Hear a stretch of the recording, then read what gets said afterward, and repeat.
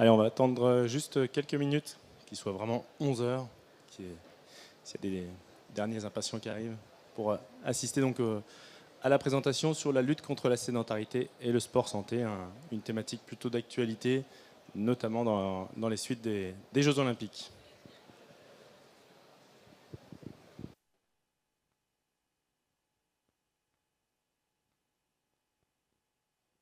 Tiens, bah, juste avant de commencer, je voudrais faire un petit sondage. Est-ce que parmi vous, il y a des étudiants? Si vous pouvez lever la main. Ouais. Et donc, tous les autres sont des kinés, j'imagine, en exercice? Non, pas forcément. Pas kinés. Juste là pour voir ce qui se passe. Comment? D'accord, ok, ostéopathe. Ok. Bah, bienvenue. Bienvenue à tous en tout cas.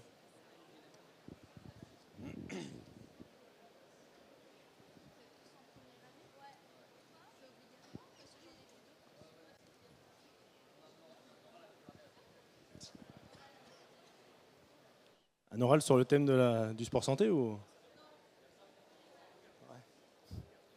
Bon, vous me donnerez votre adresse mail, je vous enverrai le support après, pas de souci. Attendez de voir ce que c'est, ça se trouve il est nul.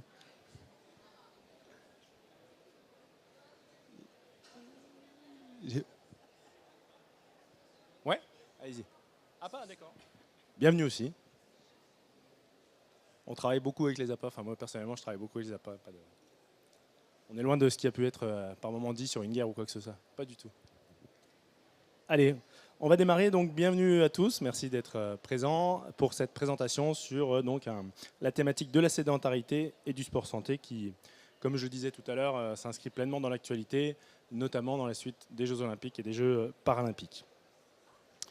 Rapidement, peut-être un petit mot sur qui je suis. Donc, je suis Rémi Rivier, je suis secrétaire général de la FFMKR, le syndicat des kinés. Je suis kiné depuis 17 ans, depuis 2007. J'exerce toujours à Marseille, en libéral. Et donc, je suis élu, on appelle ça chez nous conseiller fédéral, donc c'est élu national depuis 2017, où j'étais justement en charge un petit peu des thématiques d'activité physique adaptée, sport santé, ce qui m'a permis effectivement d'acquérir un petit peu de connaissances sur cette thématique, et donc nouvellement secrétaire général depuis l'année dernière. Et je suis également, j'ai une casquette également de formateur pour l'Institut national de la kinésithérapie, l'INK, que vous devez peut-être connaître. Alors, on va commencer par quelques définitions, parce qu'il est important quand même que chacun ait en tête un petit peu de quoi on va parler. Qu'est-ce que la sédentarité? Qu'est-ce que l'activité physique? Qu'est-ce que le sport santé? Donc la première définition que je vous propose, c'est celle de la sédentarité. Vous voyez une situation d'éveil caractérisée par une dépense énergétique proche de la dépense énergétique de repos en position assise ou allongée. Par exemple, là, vous êtes tous en position assise, vous êtes tous donc sédentaires. Voilà. C'est assez simple, c'est assez, comment dirais-je, noir ou blanc, assis, allongé, je suis en position de sédentarité. Quand on est devant un écran, quand on lit ou quand on fait une activité, mais que c'est une activité pour laquelle on ne dépense pas d'énergie, on est aussi dans un état de sédentarité. Ça reste important. On a effectivement dans une société où actuellement on a quand même souvent des écrans entre les mains, etc. Il faut y penser. On a un écran, on est assis, on est sédentaire. Une deuxième définition, c'est la définition d'activité physique. Donc l'activité physique, elle est là, la définition théorique, tout mouvement corporel produit par la contraction des muscles squelettiques entraînant une dépense énergétique supérieure à celle de repos. Voilà. Par exemple, je pratique une activité physique actuellement en marchant devant vous. On a différentes caractéristiques pour cette activité, la durée, l'intensité, la fréquence et la modalité de pratique. Pour bien tout de suite mettre en place le sujet, l'activité physique, comme je vous l'ai montré là en marchant quelque part, n'est pas seulement le sport. C'est souvent une confusion qui peut être faite. On pense à activité physique, sport. Non, quand je marche, quand je jardine, quand je me déplace pour aller à un endroit en vélo, quand je fais diverses choses, quand je cuisine, je suis debout, je bouge, etc. Tout ça, c'est de l'activité physique. Et c'est important de l'avoir en tête parce que par moment, on peut avoir peut-être ce défaut quand on en parle avec ses patients. Les gens se font tout de suite une montagne de l'activité physique en se disant « mais moi, je ne suis pas sportif ». Écoutez, si vous êtes venu à mon cabinet, par exemple à pied, vous êtes déjà sportif. Faites déjà de l'activité physique. Voilà, c'est important d'avoir ça en tête. Un petit mot sur le sport santé, c'est une notion qui est un petit peu vague malgré tout. Donc, ça recouvre la pratique d'activité physique ou sportive qui contribue au bien-être et à la santé du pratiquant, conformément à la définition de la santé par l'OMS. Donc, c'est la santé physique, psychologique et sociale, le bien-être physique, psychologique et social. Donc, on a quand même quelque chose d'un peu vague, le sport santé. Voilà, c'est un petit peu tout ce qui fait que on va améliorer notre santé, mais en même temps, comme simplement vivre, faire ses activités de la vie quotidienne, marcher, se rendre au travail, faire du vélo, cuisiner, jardiner, c'est déjà de l'activité physique. On est déjà dans un moment où on améliore notre santé. Donc ça peut parfois prêter un petit peu à confusion, notamment également, je le dis, pour les patients qui tout de suite imaginent quelque chose de peut-être plus ambitieux ou mettre derrière des notions un petit peu plus difficiles à atteindre. Donc ça, c'était pour les quelques définitions. Si vous avez des questions, n'hésitez pas, hein, vous pouvez lever la main, on peut faire ça de manière interactive. Après ces définitions, il me paraissait important de vous donner vraiment des chiffres clés qui peuvent démontrer à quel point c'est une thématique importante, que c'est un problème de santé publique, véritablement. Vous trouvez un maximum de chiffres sur le site de l'ONAPS, l'Observatoire national de l'activité physique et sportive. Donc les deux chiffres que je voulais vous donner, c'était celui-là. C'est une étude qui est sortie il y a 2 ans. C'est le fait que 95% de la population française adulte ne fait pas assez d'activité physique ou passe trop de temps assis. 95%. On est sur des millions de gens, des millions, qui sont trop assis ou qui ne font pas assez d'activité physique. Je vous parlerai tout à l'heure, des recommandations pour vous donner un petit peu un ordre d'idée. Mais voilà, moi c'est vrai qu'à titre personnel, quand j'ai vu ce chiffre sortir il y a 2 ans, je me suis dit mais en fait, dans quel monde vit-on? On est dans un monde où les gens hésitent à prendre des décisions. Je vous en parlerai un peu tout à l'heure sur le contexte. On hésite à prendre des mesures fortes, à financer, etc. Et en face de ça, on a 95% de la population qui est exposée à toute cette absence d'activité ou de sédentarité. Donc voilà, c'est vraiment un chiffre extrêmement important. Et dans ces 95%, on a les gens qui cumulent les deux, qui à la fois ne font pas assez d'activité physique et qui en même temps sont sédentaires. Donc là, c'est encore un profil plus à risque, parce qu'effectivement, ne pas faire assez d'activité physique, ça vous expose à des risques de maladies cardiovasculaires, etc. Il en est de même pour la sédentarité. On ne peut pas se maintenir en bonne santé si on est à la fois sédentaire et inactif. C'est assez logique. Un petit mot sur les inégalités, parce que ça me paraissait quand même assez important dans notre société actuelle de mettre en lumière ces chiffres qui donnent peut-être aussi quand même à réfléchir. Le premier, c'est l'inégalité entre les sexes, entre les hommes et les femmes. C'est-à-dire que 70% des hommes atteignent les recommandations en matière d'activité physique contre seulement 50% des femmes. Voilà. Alors c'est un chiffre global. Peut-être que si on prenait par génération, par tranche d'âge, ça serait peut-être modifié. Mais en tout cas, sur les chiffres globaux, on est sur cette tranche-là. Et c'est quand même aussi quelque chose qui doit peut-être faire réagir les pouvoirs publics et nous faire réagir en tant que professionnels de santé. Et ensuite, c'est le chiffre sur les inégalités sociales, avec effectivement la sédentarité et la non-atteinte des recommandations en matière d'activité physique qui augmentent plus le niveau socio-économique est faible. Voilà. Plus on est dans un foyer à revenus modérés, plus en fait quelque part les gens vont passer du temps devant les écrans et auront moins la possibilité de faire d'activité physique, ou en tout cas auront moins le réflexe de le faire. Je poursuis, s'il n'y a pas de questions sur ces chiffres. Allez. Ouais. Alors ce sont les chiffres qu'on retrouve principalement sur l'ONAPS. Vous aurez je sais que je vous ai épargné toute la bibliographie, mais vous retrouvez tout. onaps.fr de mémoire. Voilà. Alors, on a passé donc la définition des différents termes que l'on utilise, quelques chiffres clés qui me paraissaient importants de vous présenter. Et maintenant, effectivement, pourquoi on fait de la pratique de l'activité physique finalement un combat et une grande cause nationale, comme vous l'avez pu le voir pendant les Jeux Olympiques, avec les 30 minutes que l'on doit pratiquer chaque jour. Donc encore une ressource de l'ONAPS, également soutenue par le ministère chargé des Sports. Donc je ne vais peut-être pas tous vous les faire, mais rapidement, on a quand même le fait que l'activité physique régulière, on diminue toutes les mortalités, on a un meilleur sommeil, on a une meilleure intégration sociale, une santé mentale qui est meilleure, une meilleure santé osseuse, une meilleure condition physique, un contrôle du poids, une diminution des risques de diabète de type 2, etc. On a vraiment un impact sur tout. Je crois qu'actuellement, il n'y a pas de médicament qui est aussi fort que l'activité physique. Clairement, si on pouvait prendre une pilule d'activité physique tous les jours, je crois qu'on serait tous en très grande forme. Malheureusement, ce n'est pas le cas, mais voilà. C'est peut-être quelque chose pareil que je vous en parlais tout à l'heure en début de présentation. Quand on parle avec ses patients, qu'on explique, ou avec des gens qui viennent simplement pour prendre des conseils, on peut parfois manquer un petit peu de contenu, mais pourquoi je dois faire de l'activité physique, etc. Bah, voilà, ce type de diagramme, ou en tout cas quelque chose, un support que vous pouvez donner à vos patients ou aux personnes avec qui vous échangez, ça peut les convaincre, enfin les aider, vous aider pardon, à les convaincre vraiment des bienfaits. Alors, quelques caractéristiques également, toujours sur les bienfaits de l'activité physique. Il n'y a pas de volume minimum d'activité physique nécessaire pour avoir des bénéfices. Toute activité physique est bonne pour la santé. D'accord ? Pareil, j'en reviens toujours un petit peu au terrain et à la pratique. Si votre patient vous dit « mais non, mais moi je ne peux pas faire d'activité physique, je ne peux pas marcher une demi-heure ». Exactement, il n'y a pas de problème. Marchez juste déjà 5 minutes progressivement. Voilà, comme je vous le dis, il n'y a pas de volume minimum. C'est extrêmement important et c'est une manière d'encourager les gens un petit peu à sortir de l'inactivité parce que ce sont quand même malgré tout souvent le début qui est le plus difficile et cette notion où il n'y a pas de volume minimum est vraiment extrêmement intéressante. Toutes les périodes d'activité physique d'intensité au moins modérée doivent être prises en compte, voilà, même si c'est inférieur à 10 minutes.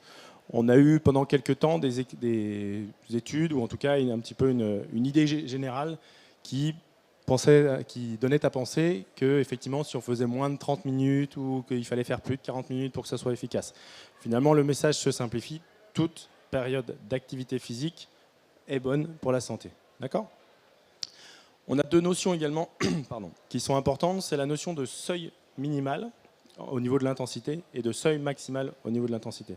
Ces deux notions, elles sont importantes parce que si on est sur une intensité trop faible, effectivement, là, on ne va pas avoir d'impact sur on n'aura pas les bienfaits de l'activité physique. Donc, il faut quand même une intensité suffisamment importante.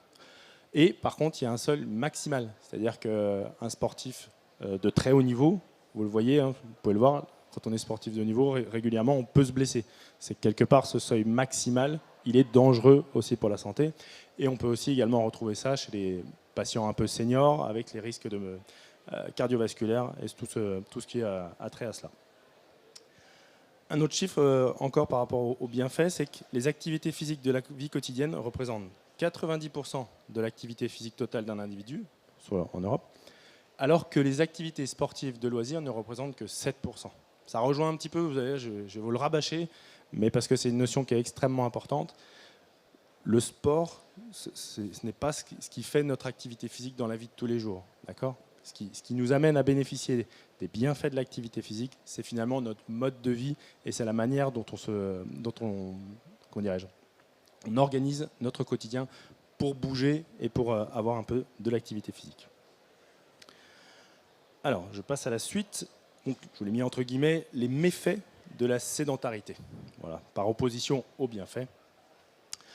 Donc, il y a quand même, voilà, pareil, quelques chiffres encore. Alors, c'est beaucoup de chiffres, mais c'est quand même important d'avoir tout cet argumentaire un petit peu en tête, parce que quand on est auprès de ces patients, c'est bien d'avoir des choses sur lesquelles on peut s'appuyer. La petite phrase du haut, le seul fait d'être assis plus de 3 heures par jour est responsable de quasiment 4% des décès, et cela indépendamment du niveau d'activité physique. C'est-à-dire, je suis sportif, je fais tous les jours un footing d'1 heure, mais en fait, je suis en télétravail et je reste assis 3 heures par jour sans bouger, je suis déjà exposé à la sédentarité. D'accord ? Alors, ce que je vous disais au tout début, où quand on cumule les deux, c'est encore pire. Mais voilà, ça doit quand même être quelque chose pareil aussi qu'il faut garder en tête. Le risque de mortalité il augmente de façon plus marquée lorsqu'il dépasse 7 heures par jour. Alors 7 heures, ça peut vous paraître beaucoup. Mais si vous êtes étudiant, que vous avez une journée complète de cours, vous rentrez à l'appart, vous êtes fatigué, vous buvez un coup avec des potes, vous êtes assis au bar, vous rentrez, vous regardez une série pendant 2 heures, je pense que les 7 heures, on n'en est pas loin du tout. Et c'est potentiellement un peu une journée classique de tous les jours, c'est ça ? Ouais. Voilà, donc c'est des choses comme ça qu'il faut effectivement garder en tête, et c'est peut-être ça l'un des messages que vous devez garder, c'est qu'en fait on est tous un petit peu dans notre société exposés à la sédentarité, et qu'on doit vraiment en prendre conscience et aider les autres à en prendre conscience. Donc je disais, oui, donc plus de 7 heures par jour, une augmentation de 85% de risque supplémentaire de mortalité cardiovasculaire. Voilà. La sédentarité est aussi associée au risque de développer une maladie cardiovasculaire, de développer un diabète de type 2, de développer un cancer du côlon, un cancer de l'endomètre, un cancer du poumon, et évidemment une augmentation du risque d'obésité, du risque d'anxiété, de dépression, et avec les écrans en plus, une perte de concentration, notamment chez les élèves ou les étudiants en école de kiné. Voilà, je dis ça, je dis rien. Donc, et également, ça rejoint un petit peu la double notion activité physique sédentarité. On a besoin de plus d'activité physique pour atteindre le même niveau de diminution du risque de mortalité. Je suis sédentaire, je fais 1 heure de sport, d'activité physique par jour. Je dois en faire plus, par exemple, que quelqu'un qui ferait 1 heure de sport et qui ne serait pas sédentaire, si je veux avoir les mêmes bienfaits. Voilà, je ne sais pas si c'est clair ce que j'ai dit. Je le réexplique, je n'ai peut-être pas bien expliqué. Je suis sédentaire, je fais 30 minutes d'activité par jour, j'ai un risque de mortalité qui est X. Je ne suis pas sédentaire, je fais 30 minutes d'activité par jour, j'ai un risque X qui est moins important. Voilà. Alors, et après, tout ça, quel rôle pour les kinés? Est-ce que déjà, peut-être parmi vous, il y en a qui ont une idée un peu de quelque chose? Qu'est-ce que le kiné peut faire dans ce cadre-là? Pas du tout. Il demande à l'appât. C'est la bonne réponse. Alors, je vous parlais tout à l'heure du contexte en France. Alors, je ne l'ai pas mis là. Je vous ai parlé des JO. On l'a tous encore un peu en tête. On a gagné des médailles. Tout le monde veut faire de l'activité physique. C'est le boom dans tous les clubs sportifs de France. On verra l'année prochaine si ça dure. Mais pour l'instant, on va dire que c'est plutôt une réussite. 2 éléments essentiels, c'est déjà un document, c'est la stratégie nationale sport santé 2019-2024. C'est le document édité par le ministère de la Santé et le ministère des Sports pour définir finalement les axes et la politique en matière de sport santé. Et le deuxième point de contexte que je voulais évoquer avec vous, c'est l'évolution du cadre légal de l'activité physique adaptée, plutôt nous concernant. Alors, stratégie nationale sport santé 2019-2024, c'est loupé. Les kinés, vous faites CTRL F sur le document PDF, vous connaissez, CTRL F, on recherche, je tape kiné une fois. Bon, voilà, pas plus que ça à dire. C'est, comment dirais-je, quand ce document est sorti, j'étais déjà, je vous ai dit au tout début là, que j'étais élu en 2017, etc. Et c'était un des premiers documents que j'avais un peu étudié dans le cadre de mes fonctions. Et c'est vrai que ça nous a fait un peu bizarre de n'être cité qu'une fois. Après, on a aussi très certainement notre tort en tant que kiné. Mais voilà, globalement, pour tout ce qui est du sport santé et de la stratégie de déploiement, on ne parle même pas de la mise en place, on parle vraiment de la promotion de l'activité physique. Nos tutelles ne pensent pas au kiné. Vous verrez après, on en reparlera. Moi et pas que moi, des confrères, des consoeurs, ont des idées pour participer un petit peu de manière efficace au déploiement et à la remise à l'activité physique des Français. Donc c'était le premier point. Le deuxième, c'est l'évolution du cadre légal de l'activité physique adaptée, qui au début s'appelait, peut-être pour certains s'en souviennent, sport sur ordonnance. C'était la loi du 31/12/2016, qui est ensuite devenue l'activité physique adaptée. 2 statuts pour le kiné. Le statut de prescripteur. On a donc maintenant la possibilité de renouveler la prescription d'activité physique adaptée en adaptant la prescription. Donc on n'a pas encore la capacité de prescrire directement de l'activité physique adaptée à un patient. C'est quelque chose qu'au sein de la FFMK, au sein de mon syndicat, on essaye de lutter pour l'obtenir, en tout cas de mettre en place différentes stratégies de lobbying parce qu'on estime que c'est quelque chose qui est important. Pourquoi on demande cette prescription ? Ce n'est pas simplement pour devenir prescripteur, pour être plus fort que les autres, pour je ne sais quoi, etc., ou pour une question d'ego. Absolument pas. Pour nous, l'intérêt de la prescription, c'est que c'est un outil d'engagement pour le patient. C'est quelque chose qu'on défend. Et je peux vous en parler personnellement parce que nous avions été reçus l'année dernière à l'Élysée. Et parmi les 3 sujets que nous avions évoqués, il y avait ce sujet. Voilà, quand on avait parlé avec la conseillère santé d'Emmanuel Macron, du président, 3 sujets, dont la prescription d'activité physique adaptée, parce qu'effectivement, c'est quelque chose qui, pour nous, manque dans notre arsenal thérapeutique.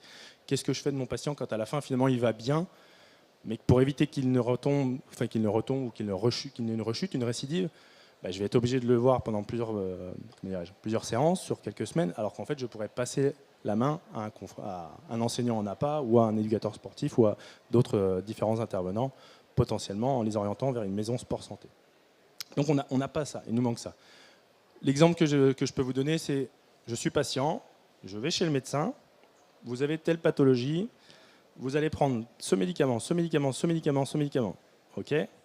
Vous ne me donnez pas de prescription? Non, non, vous y allez, vous y allez. 90% des gens ne le feront pas. Voilà. Mais nous, on est un peu dans cette situation-là. On dit à nos patients, faites de l'activité physique. C'est, entre guillemets, on reprend tout ce qu'on a dit, les bienfaits, les méfaits de la sédentarité, on y repense, on fait des supports, etc. Et en fait, on n'a pas cet outil. Voilà. Donc pour nous, c'est vraiment cette petite pièce qui peut nous manquer et pour laquelle on essaye de faire tout notre possible pour qu'on obtienne. Alors évidemment, cette prescription, ce n'est pas non plus la panacée. D'accord ? Il y a des limites dans ce système. Actuellement, on n'a pas de financement. On n'a pas de financement, on n'a pas de prise en charge. On l'a que sur des projets locaux ou des expérimentations. On a des dispositifs qui existent dans le Grand Est, en Île-de-France, un petit peu partout, où il y a des possibilités de prise en charge, de manière souvent collective, etc. Mais pas tel que nous, on le connaît en tant que kiné quand on exerce en libéral, sur le modèle conventionnel et sur le modèle de la nomenclature. Donc c'est aussi peut-être une des difficultés pour nous, c'est d'arriver à trouver d'autres modalités d'exercice. Et donc ça me permet de faire la transition effectivement avec le kiné effecteur. On a, alors j'ai mis selon les recommandations HS, je crois que c'est plutôt d'après le texte de loi de mémoire, ou peut-être les deux. Les rôles sont définis entre les professionnels de santé, les enseignants en activité physique adaptée et les éducateurs sportifs selon, une petite coquille, excusez-moi, selon le niveau d'incapacité fonctionnelle. C'est-à-dire que afin de répartir un petit peu entre guillemets les patients ou les usagers entre l'ensemble des professionnels, parce que je disais en préambule tout à l'heure qu'on avait une enseignante en APA, on a aussi Annabelle Grousset qui est la présidente de l'Union nationale des maisons sport santé, qui est une représentante des APA. Je disais en préambule qu'avec les APA, il n'y a pas de souci, mais ça n'a pas toujours été le cas. On a eu avant moi, il y avait un intervenant du Conseil de l'Ordre. Le Conseil de l'Ordre a parfois eu des positions un petit peu dures avec d'autres corporations, et ça a pu parfois tendre les relations. C'est plus le cas aujourd'hui. Maintenant, on arrive à se parler, on arrive à échanger. Et en conclusion, à la conclusion de cette présentation, je vous donnerai un petit peu peut-être l'idée générale vers laquelle on pourrait tendre pour, c'est pas pacifier les relations parce qu'elles le sont devenues à la force, mais pour faire en sorte que tout le monde y trouve son compte. Donc j'en reviens au fait du kiné effecteur. Dans l'annexe de la loi, les patients sont donc répartis selon leur niveau d'incapacité fonctionnelle. En gros, j'ai un usager avec une capacité fonctionnelle très faible, donc une incapacité fonctionnelle très forte. C'est le professionnel de santé qui le prend en charge, que ce soit un kiné, un ergothérapeute ou une psychomotricienne. Ce patient, je peux ensuite le confier à un enseignant en APA une fois que j'ai fait son bilan. Voilà. L'enseignant en APA, lui, il n'intervient normalement pas sur les patients qui sont en niveau d'incapacité fonctionnelle sévère, mais sur les autres patients. Et après, plus le patient entre guillemets va mieux, plus on l'oriente vers un professionnel sans aucune notion péjorative, mais qui a moins de formation. Voilà, c'est quelque part normal. Le professionnel de santé s'occupe des patients, l'enseignant en APA des patients qui sont en meilleure santé, et ensuite l'éducateur sportif des patients ou même peut-être simplement d'usagers. On sort un peu du cadre de la santé. Peut-être juste un mot aussi sur l'activité physique adaptée. Vous le savez peut-être, la possibilité de prescrire de l'activité physique adaptée a été élargie. Au début, on était uniquement sur des patients en ALD, donc qui ont bénéficié d'une affection de longue durée. On est également maintenant sur des patients avec des maladies chroniques. Voilà, c'était un petit aparté. Je vous le disais tout à l'heure, le kiné effecteur, il est dans un exercice non conventionnel ou non conventionné. Pas de possibilité de prendre en charge une séance d'activité physique adaptée dans le cadre d'une ordonnance. C'est-à-dire que le kiné qui vous dit « mais moi j'ai une ordonnance de kiné », puis en fait, mon patient, je lui fais faire un peu d'activité physique, personne ne le sait. Non, ça ne se passe pas comme ça. D'accord ?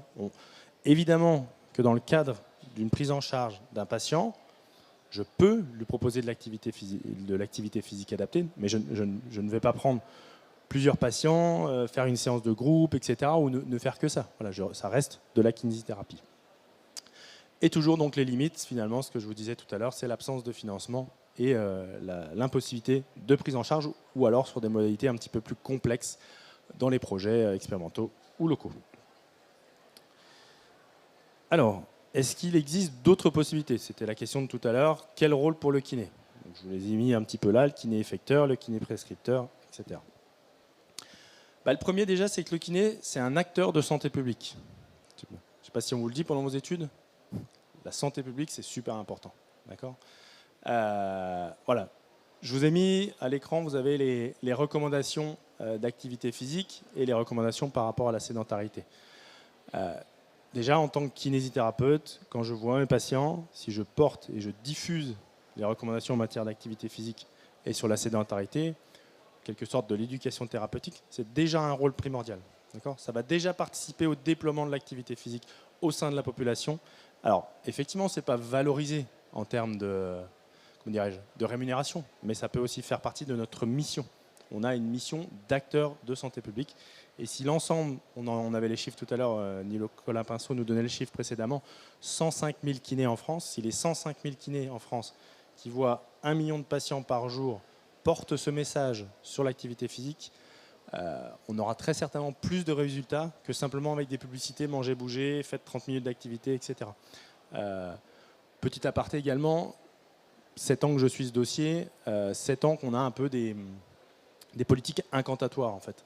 On a rarement un accompagnement humain sur la thématique du sport santé. Ce sont des messages souvent de santé publique qui sont effectivement importants, mais qui ne sont pas portés humainement par des gens. Ça rejoint un petit peu la notion de prescription dont je vous parlais tout à l'heure. Si quelque chose n'est pas engagé avec une relation humaine, avec un outil, c'est difficile de le mettre en place et c'est un petit peu ce qu'on retrouve là. Donc voilà, peut-être que si en tant que kiné, on se saisit pleinement de ce rôle, on peut arriver à véritablement faire avancer les choses. Un des autres points, c'est que le kiné, c'est la passerelle idéale entre le monde médical et le monde sportif. C'est-à-dire que nous, en tant que kiné, on a effectivement, je vous parlais tout à l'heure du rôle de prescripteur, du rôle effectivement d'effecteur, mais on peut également avoir un rôle d'orientation. On oriente les patients, soit au travers d'un bilan kiné, soit, pourquoi pas, au travers du renouvellement d'une prescription d'APA. J'ai mis entre parenthèses renouvellement parce que j'y crois dur comme fer, on va y arriver un jour à la prescription d'APA. C'est pour ça que je suis un éternel optimiste. Voilà. Un petit mot, alors ça tombe bien qu'Annabelle soit là. Je ne pouvais pas faire une intervention sur le sport santé sans parler des maisons sport santé. Tu me diras si j'ai pas trahi l'esprit, mais c'est le guichet unique du sport santé. On est d'accord ? C'est à peu près ça. Donc grosso modo, en fait, je suis kiné. Moi, je ne suis pas intéressé par le sport santé. Par contre, je sais que j'ai un rôle de santé publique. Je ne veux pas en faire, je ne veux pas faire de bilan machin. Et bien en fait, je fais quoi ? Je dis à mon patient, allez à la maison sport santé. Il y en a une dans chaque département. Il y en a 1000 10 par département. 10 par département, donc il y a quand même de quoi faire. Vous l'adressez, pourquoi pas avec votre bilan, à la maison sport santé, qui ensuite, elle, va le répartir soit sur une prise en charge en activité physique adaptée, soit sur une prise en charge plutôt sport loisir, soit sport compétition dans un club, etc. On aura finalement une prise en charge, un accompagnement au travers de la maison sport santé. Et dernier point, c'est que je vous parlais en fait de la passerelle entre le monde médical et le monde sportif, c'est qu'on s'aperçoit que les médecins peuvent prescrire, alors depuis 2016 du coup, peuvent prescrire de l'activité physique adaptée. Au départ, c'était le sport sans endurance, depuis 2016, donc 8 ans. Et qu'en fait, ils ne le font pas. Et le principal constat que l'on a de ça, la principale raison qu'on a observée, c'est que finalement, les médecins ne savent pas ce que fait l'enseignant en activité physique adaptée.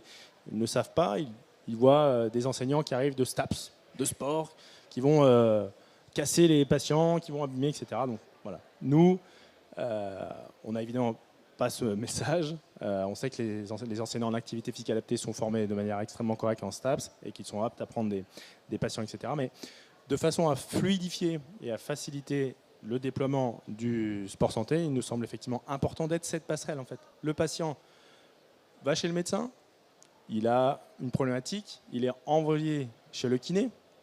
Et en fait, là, c'est là où ça ne marche plus. C'est que si je veux l'adresser pour qu'il aille faire des séances d'activité physique adaptée, je suis obligé de le renvoyer chez le médecin.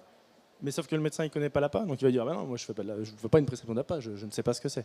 Et c'est un peu le serpent qui se mord la queue, en fait. À la fois, on ne peut pas prescrire. Nous, on aimerait bien, pour consolider un petit peu tout ce qu'on a vu pendant notre prise en charge, pouvoir le faire. Et on est un petit peu bloqué. Donc c'est pour ça, en ce sens-là, que la méconnaissance des médecins par rapport à ça est un petit peu délétère. Et le troisième point, c'était l'activité non conventionnée. Alors, il y a eu une petite intervention tout à l'heure, il y a eu un petit mot par rapport à ça, sur le fait qu'il fallait qu'on prenne une carte d'éducateur sportif pour pouvoir ensuite dispenser des cours du coup de sport santé. C'est un petit peu ce que je vous mets, c'est plutôt des séances de groupe collectives, donc non conventionnées. C'est-à-dire vous mettez le tarif que vous voulez, vous faites comme vous voulez, vous êtes dans votre cabinet, vous louez une salle, etc. Il n'y a pas de problématique là-dessus. Un petit mot quand même sur le fait de effectivement plutôt faire des activités de groupe qui vont favoriser la dynamique collective et l'engagement des patients ou alors des usagers. On ne parle plus vraiment de patients. Un petit mot sur ce que la ligne de dessous, éviter le trio marche, vélo, piscine. Pourquoi je vous dis ça? Parce que là, on parlait de sport santé, mais quand je mets ça, je parle surtout d'activité physique adaptée. Un patient, il me dit « Ah bah oui, moi je voudrais bien faire de l'activité physique adaptée. » Ok, super. Bon, bah, mettez-vous sur le vélo. Non, tout faux. Tout faux, tout faux, tout faux. D'abord, j'échange avec mon patient, je discute avec lui, je fais mon bilan.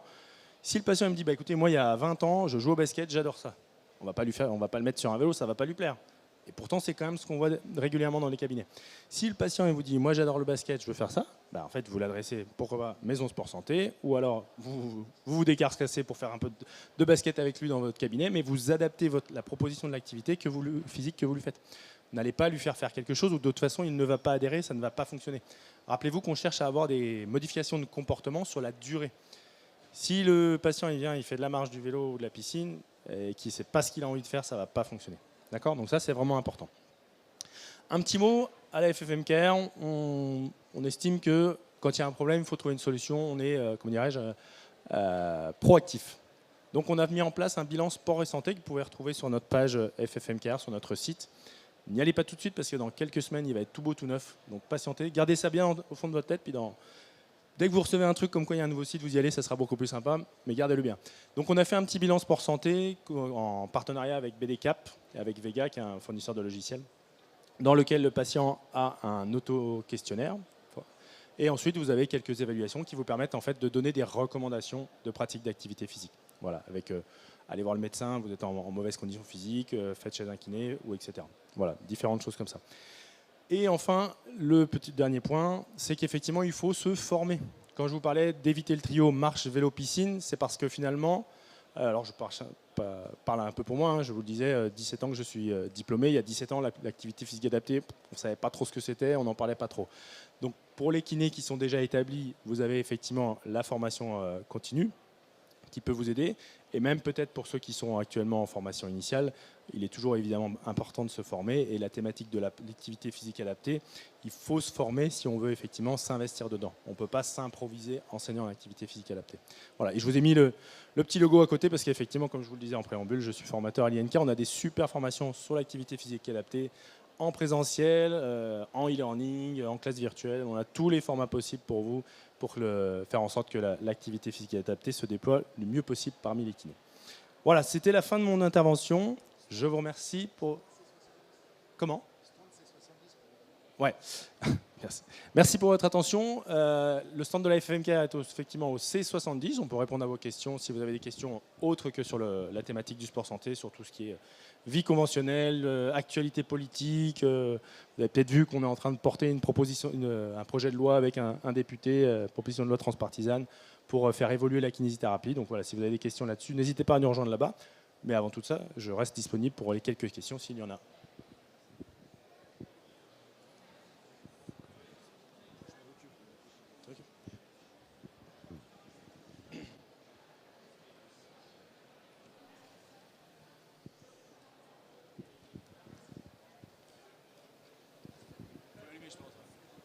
Allô? Je me demandais, vu qu'il n'y a pas de conventionnement, il n'y a pas pour le sport santé, un patient lambda n'a pas le droit de consulter un APA directement pour faire du sport santé sans ordonnance? Si, tu peux. En fait, il faut voir la prescription d'activité physique adaptée. En fait, c'est un outil pour favoriser le déploiement, mais c'est en aucun cas une obligation. Après, j'imagine qu'il y a peut-être des considérations de responsabilité. Si effectivement un kiné, un ancien n'a pas fait faire de l'activité physique adaptée, enfin non adaptée à un patient et qui a un problème, c'est toujours à ce moment-là finalement qu'on découvre quel est le parcours effectivement légal de tout ce qu'on doit faire. Voilà.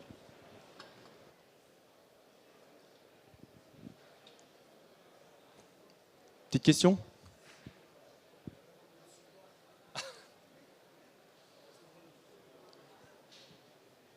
Oui, je peux laisser. Alors, passe sur le stand C70 et puis tu laisses ton mail et puis je ferai ça, pas de souci.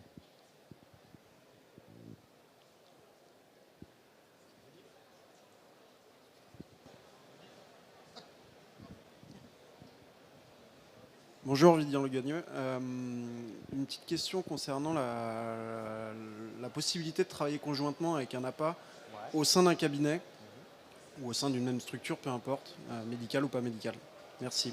Absolument aucune contre-indication à ma connaissance. Au contraire, c'est quelque chose qui fonctionne plutôt bien. On peut imaginer un contrat de salarié, où un salarié et un enseignant en APA, où on fait un système de conventionnement, enfin de collaboration, pardon.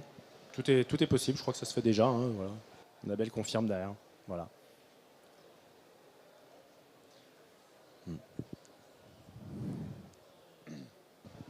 Oui, pour rebondir dessus, effectivement, j'ai déjà vu des structures qui mélangeaient kiné, APA et ostéo aussi. Ouais. Donc qui travaillaient tous les trois ensemble dans la même structure. Je vous avais dit en introduction de Petite Finlande, je vous donnerai un peu une vision alors plutôt personnelle là-dessus, hein, qui n'engage pas le syndicat, mais c'est qu'effectivement, dans la société dans laquelle on a finalement des métiers qui en fait partagent des compétences.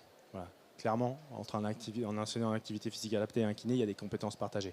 Mais il faut aussi peut-être qu'on se mette autour de la table, et c'est ce qu'on envisage de faire quand même, pour définir les compétences cœur de métier, qui celles-là ne sont propres qu'à ce métier. Et une fois qu'on aura véritablement défini tout cela, effectivement, je pense qu'il n'y aura plus de zones d'achoppement, de zones de friction comme ça peut être l'être par le passé.